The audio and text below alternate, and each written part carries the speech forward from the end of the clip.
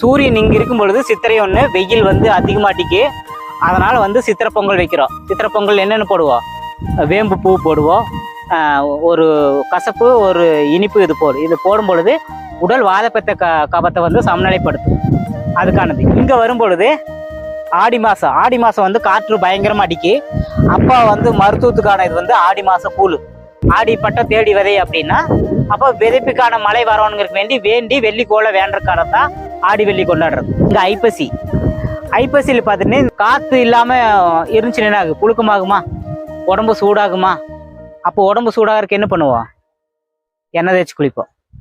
அதுதான் தீபாவளிக்கு எண்ணெய் தேய்ச்சி குளிக்கிறது. இப்போ மார்கழி அப்படின்னா மாறி கழிஞ்சு குளிர்காலம் ஸ்டார்ட் ஆகும்போது நுண்ணுயிரி பெருக்கம் அதிகமாகும், தொற்று நோய் உருவாகும்.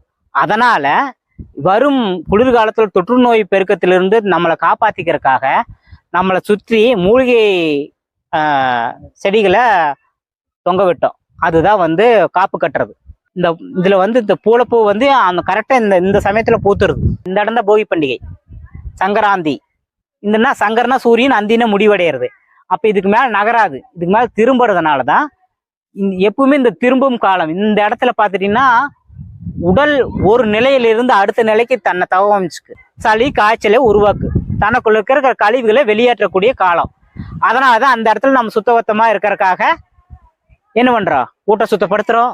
போகி பண்டிகை கெட்டதெல்லாம் தூக்கி போட்டு எல்லாம் சுத்தப்படுத்துறோம். ஏன்னா சுத்தப்படுத்தணும்.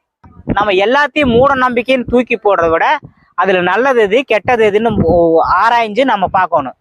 அப்படிக்கான கல்வியை நமக்கு கொடுக்காம போயிட்டாங்க.